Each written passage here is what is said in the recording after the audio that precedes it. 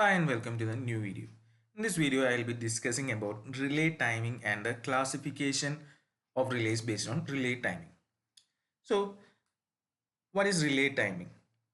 You know that operates in conjunction with a circuit breaker and the relay senses any fault or misbehavior of the system and it will inform the circuit breaker that something worse is happening in the system.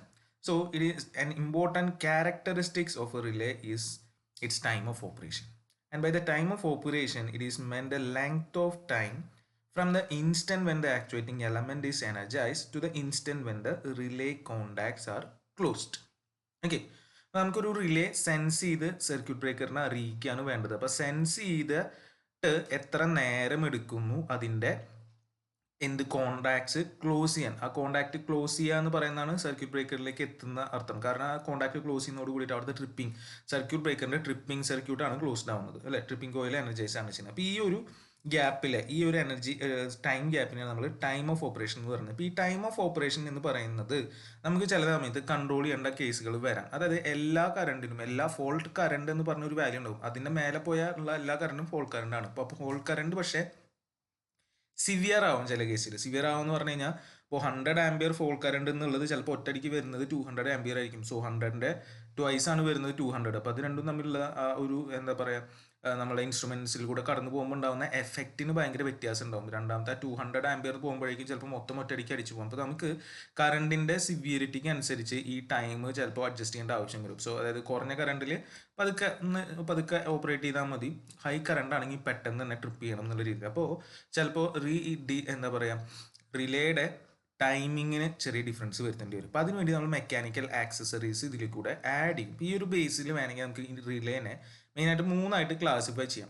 One is a instantaneous relay, then is a inverse time relay, then definite time lag relay. ഇപ്പോൾ 3 റിലേകളാണ്: instantaneous, inverse time, definite time lag. So instantaneous പറഞ്ഞാൽ പ്രത്യേകിച്ച് ഒന്നുമില്ല, നമ്മൾ additional ആയിട്ടൊന്നും കൊടുക്കുന്നില്ല. Instantaneous ആയിട്ട് operate ചെയ്യുന്ന നോർമൽ വർക്കിംഗ് അതാണ് ഉദ്ദേശിക്കുന്നത്. ഇൻവേഴ്സ് ടൈം എന്ന് പറഞ്ഞു കഴിഞ്ഞാൽ ഉദ്ദേശിക്കുന്നത് കറണ്ട് കൂടുമ്പോൾ അവിടെ എന്ത് സംഭവിക്കണം, ടൈം കുറയണം, പെട്ടെന്ന് ആക്ട് ചെയ്യണം. ആ ടൈപ്പ് റിലേനാണ് ഇൻവേഴ്സ് ടൈം റിലേ എന്ന് പറയുന്നത്. നെക്സ്റ്റ് ഡെഫിനൈറ്റ് ടൈം ലാഗ് ആണ്. അതിലൊരു ഫിക്സഡ് ടൈം ലാഗ് കൊടുത്തു വെച്ചിരിക്കുകയാണ്. ഓക്കെ, അപ്പോൾ അതാണ് ഡെഫിനൈറ്റ് ടൈം ലാഗ് റിലേ എന്ന് പറയുന്നത്. അപ്പോൾ ഇതിൻ്റെ ജസ്റ്റ് ബേസിക് കാര്യങ്ങൾ നമുക്ക് നോക്കാം. First is the instantaneous relay. So an instantaneous relay is one in which no intentional time delay is provided. Intentional ആയിട്ട് ടൈം ഡിലേ ഒന്നും കൊടുത്തിട്ടില്ല. അത് ഉദ്ദേശിക്കുന്നത് ഇൻസ്റ്റൻറ്റേനിയസ്. അല്ലാണ്ട് ഇൻസ്റ്റൻറ്റേനിയസ് എന്നുള്ള അർത്ഥം ഫോൾട്ട് വന്ന ഉടനെ ആക്ട് ചെയ്തു, ആ ഇൻസ്റ്റൻറ്റിൽ തന്നെ ആക്ട് ചെയ്തെന്നല്ല. ഇൻസ്റ്റൻറ്റേനിയസ് എന്ന് പറയുന്നത് നോർമലി അതിനെടുക്കുന്ന ഒരു ടൈമിൽ അത് ആക്ട് ചെയ്യും. അഡീഷണൽ ആയിട്ട് നമ്മൾ ഒരു ഡീലേ ഒന്നും കൊടുത്തിട്ടില്ല. And in this case, the relay contacts are closed immediately after the current in the relay coil exceeds the minimum calibrated value. So, നമ്മളോട് കാലിബ്രേറ്റ് ചെയ്ത വാല്യൂനെ എക്സീഡ് ചെയ്ത് കഴിഞ്ഞാൽ അത് ആക്ട് ചെയ്യും. And although there will be a short time interval between the instant of pickup and closing of the relay contacts and no intentional time delay has been added. അപ്പോൾ ഞാൻ പറഞ്ഞത് ആ pickup value വന്നിട്ട് അത് close ചെയ്യാനുള്ള ഒരു normal delay ഉണ്ടല്ലോ, അത് അതിൽ എന്തായാലും ഉണ്ടായിരിക്കും. അല്ലാണ്ട് അഡീഷണൽ ആയിട്ട് നമ്മളൊന്നും കൊടുക്കുന്നില്ല. And instantaneous relay have operating time less than 0.1 second. So 0.1 സെക്കൻഡിലും താഴെ ആയിരിക്കും ഇതിൻ്റെ നോർമൽ എന്ത് വരുന്നത്, ഓപ്പറേറ്റിംഗ് ടൈം വരുന്നത്. And the instantaneous relay is effective only where the impedance between the relay and the source is small compared to the protected section impedance. So എവിടെയാണ് നമ്മൾ ഈ ഇപ്പോൾ ഇത് കേസ് കാണിച്ചിട്ടുള്ളത്, നമ്മുടെ ഏത് ടൈപ്പ് കാണിച്ചിട്ടുള്ളത്, എന്താ പറയുക, ഇൻസ്റ്റൻറ്റേനിയസ് സോളിനോയിഡ് ടൈപ്പ് റിലേ ആണ് ഇവിടെ കാണിച്ചിട്ടുള്ളത്. സോളിനോയിഡ് നമുക്കറിയാം കറണ്ട് കൂടുന്നതിന് വോൾട്ട് വന്നു കഴിഞ്ഞാൽ കറണ്ട് കൂടും, ഇത് അട്രാക്റ്റിംഗ് വർക്കിംഗ്. ഇപ്പോൾ ആ കാര്യമാണ് ഇവിടെ കാണിച്ചിട്ടുള്ളത്. പക്ഷേ ഈ ഒരു ഇത് എഫക്റ്റീവ് ആവണമെങ്കിൽ, നമ്മൾ ഇൻസ്റ്റൻറ്റേനിയസ് ആക്ഷൻ എഫക്റ്റീവ് ആവണമെങ്കിൽ എന്ത് വേണം, impedance between the relay and the source. Impedance between റിലേയും സോഴ്സും എന്ന് പറയുന്നത് എവിടെയാണ് നമ്മൾ പ്രൊട്ടക്ട് ചെയ്യുന്നത് അവിടുത്തെ റീജിയൻ്റെ ഇംപിഡൻസിനെക്കാട്ടിലും കുറവായിരിക്കണം, എന്നാലാണ് ഇത് എഫക്റ്റീവ് വരുന്നുള്ളൂ. അപ്പോൾ 0.1 സെക്കൻഡിലും താഴെ എന്ന് പറയും. ചില കേസുകളിൽ operating time of the instantaneous relay is sometimes expressed in cycles based on the power system frequency. ചിലപ്പോൾ പെർ സൈക്കിൾസ് ഇത്ര സൈക്കിളിൻ്റെ ഓപ്പറേഷൻ എന്നുള്ള രീതിയിൽ പറയും. That is 1 cycle would be 1/50 second in 50 cycle system. So 1 cycle എന്ന് പറയുന്നത് 50 cycle സിസ്റ്റത്തിലെ 1/50 second എന്നുള്ള ഒരു മീനിങ് കൂടി വരുന്നുണ്ട്. അപ്പോൾ അതാണ് instantaneous. Then is the inverse time relay. So inverse time relay ആണ് ഇമ്പോർട്ടൻ്റ് ആയിട്ടുള്ള ഒരു കാര്യം. അപ്പോൾ അതിൻ്റെ ക്യാരിയാണ് ഇവിടെ കാണിച്ചിട്ടുള്ളത്. അപ്പോൾ ഇതിൽ നിന്ന് തന്നെ നമുക്ക് കാര്യങ്ങൾ മനസ്സിലാക്കാം. എക്സ് ആക്സിസിൽ കറണ്ടും വൈ ആക്സിസിൽ ഓപ്പറേറ്റിംഗ് ടൈമുമാണ് എടുത്തിട്ടുള്ളത്. ഈ എ എന്ന് കാണിക്കുന്നത് അതിൻ്റെ പിക്കപ്പ് വാല്യൂ ആണ്, പിക്കപ്പ് വാല്യൂ ഓഫ് കറണ്ട് ആണ്.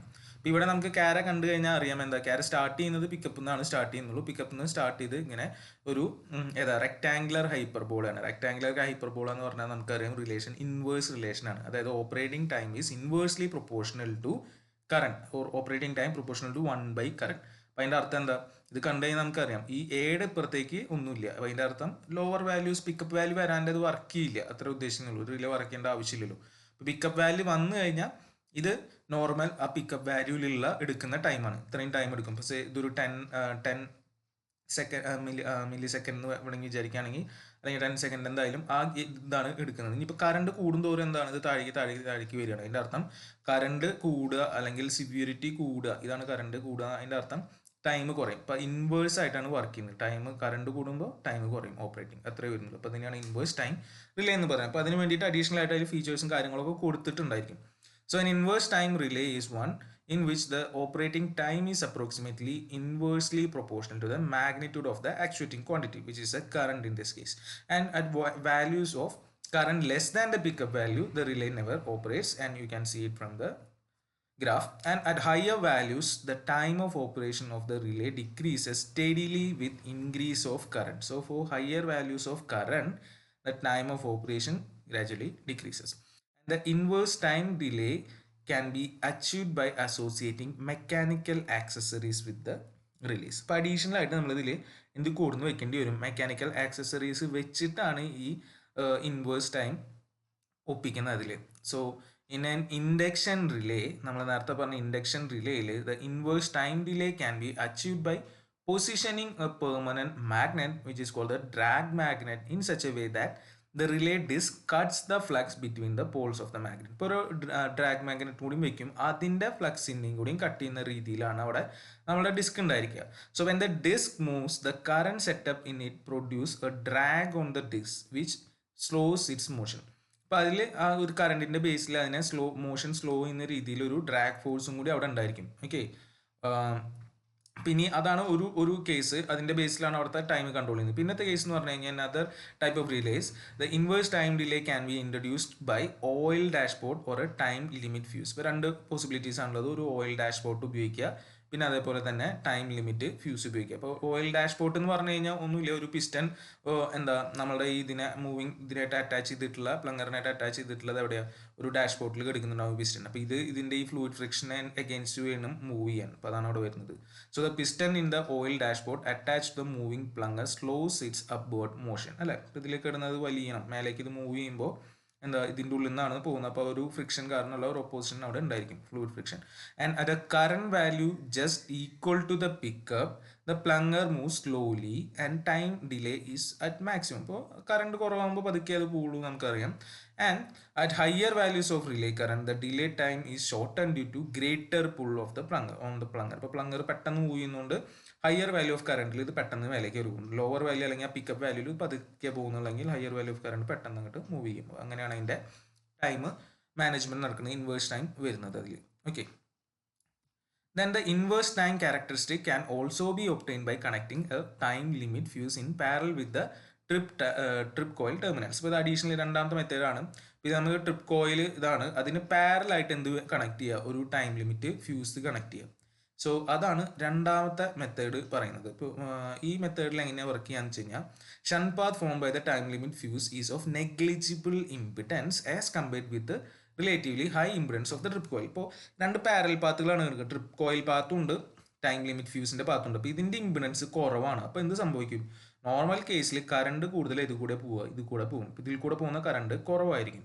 ഓക്കെ, ഇപ്പോൾ ഈ ഫ്യൂസിന് ഇനി ഒരു കാര്യം കൂടി ഉണ്ടാവും. എന്തായാലും ഫ്യൂസ് നമുക്കറിയാം ഒരു കറണ്ട് റേറ്റിംഗ് ഉണ്ടാവില്ല, അത് കഴിഞ്ഞ് കഴിഞ്ഞാൽ ഫ്യൂസ് എന്താവും, ബേൺ ആവും, ഓപ്പൺ ആവും ഇവിടെ. അപ്പോൾ ഈ കറണ്ട് മെയിൻ പോർഷൻ ഇത് കൂടിയാണ് പോകുന്നത്. അപ്പോൾ ആ ഒരു നോർമൽ ചെറിയ വാല്യൂ ഓഫ് കറണ്ടിന് അത്ര വലിയ പ്രശ്നം വരില്ല. പക്ഷേ പെട്ടെന്ന് കറണ്ട് കൂടി കഴിഞ്ഞാൽ സംഭവിക്കും, ഫ്യൂസ് ഇവിടെ ബേൺ ആവും, നേരെ ഇതിൽ കൂടെ കയറും, ട്രിപ്പ് കോയിൽ കൂടെ കയറും, അത് ആക്റ്റീവ് അത്രേ വരുന്നുള്ളൂ. അപ്പോൾ അങ്ങനെയാണ് ആ ടൈം വരുത്തുന്നത്, ആ ഡിഫറൻസ് വരുത്തുന്നത് ഏതാ, ഫ്യൂസാണ്. ഹൈ കറണ്ട് വന്നു കഴിഞ്ഞാൽ പിന്നെ അവിടെ ഫ്യൂസിന് അവിടെ എഫക്റ്റ് വരുന്നില്ല. So therefore so long as the fuse remains intact it will divert practically the whole secondary current of the CT from the trip coil, and when the secondary current exceeds the current carrying capacity of the fuse will blow and the whole current will pass through the trip coil, thus opening the circuit breaker. അത്രേ ഉള്ളൂ. ഇപ്പോൾ high current വന്നു കഴിഞ്ഞാൽ അവിടെ പിന്നെ time limit fuse വരുന്നില്ല, അത് അവിടെ നിന്ന് ഒഴിവായി നേരെ ഡയറക്റ്റ് ഫ്ലോ പോകുന്നു. And the time lag between the incidence of excess current and the tripping of the breaker is governed by the characteristics of the fuse. അപ്പോൾ ഫ്യൂസിൻ്റെ ക്യാരക്ടറിസ്റ്റിക്സ് അനുസരിച്ചിരിക്കും, അതിൻ്റെ കറണ്ടിനെ അനുസരിച്ചിരിക്കും ഇതിൻ്റെ വർക്കിംഗ് വരുന്നത്. And careful selection of the fuse can give the desired inverse time characteristics, although necessity for replacement after operation is a disadvantage. അപ്പോൾ ഇടയ്ക്കിടയ്ക്ക് നമ്മൾ replace ചെയ്യേണ്ടി വരും എന്നുള്ളൊരു ഡിഫിക്കൽട്ടി ഉണ്ട്. പക്ഷേ എന്നാലും നമ്മൾ ഈ പറഞ്ഞ ക്യാരക്ടറിസ്റ്റിക് അതിനെ പ്രൊവൈഡ് ചെയ്യാൻ പറ്റും. കാരണം നോർമൽ കണ്ടീഷനിലെ കറണ്ട് മുഴുവൻ അപ്പോൾ അതൊക്കെ ഇത് കൂടെ പോയിക്കൊണ്ടിരിക്കും. പക്ഷെ പെട്ടെന്ന് കറണ്ട് കൂടിയ ഇത് ബ്രേക്ക് ചെയ്ത് നേരെ ഇങ്ങോട്ട് വന്നു. അപ്പോൾ ആക്ഷൻ പെട്ടെന്നായി, അതാണ് ഉദ്ദേശിക്കുന്നത്. Okay, then is A definite time lag relay. ഇപ്പോൾ ഡെഫിനൈറ്റ് ടൈം ലാഗ് അവിടെ കൊടുത്തു വെച്ചിരിക്കുന്നത്. There is A definite time lapse between the instant of pickup and the closing of the relay contact. So we are intentionally inserting some time delay into the system. ഒരു intentional delay കൊടുക്കുകയാണ്. And this particular time setting is independent of the amount of current through the relay coil. So whatever be the current, this relay will be the same, being the same for all values of the current in an excess of the pickup value. And it may be worthwhile to mention here that practically all inverse time relays are also provided with definite minimum time feature in order that the relay may never become instantaneous in its action for very long overloads. അതായത് inverse time റിലേയിലും നമ്മൾ ചിലപ്പോൾ എന്ത് കൊടുത്തിട്ടുണ്ടാവുന്ന പറയുന്നത്, ഒരു fixed time കൊടുത്തിട്ടുണ്ടായിരിക്കും. അതായത് definite time lag കൊടുത്തിട്ടുണ്ടാവും. കാരണം എന്താ വെച്ചാൽ ഇൻസ്റ്റന്റേനിയസ് ആക്ഷൻ വരാണ്ടിരിക്കാൻ വേണ്ടിയിട്ടാണ്. ഹൈ കറണ്ട് വന്നിട്ട് പെട്ടെന്ന് വർക്ക് ചെയ്യാണ്ടിരിക്കാൻ വേണ്ടിയിട്ട് ഒരു ഇന്റൻഷനൽ ആയിട്ടുള്ള ഒരു ഫിക്സഡ് വാല്യൂ അവിടെ കൊടുത്ത് വെച്ചിട്ടുണ്ടായിരിക്കും. ഓക്കെ,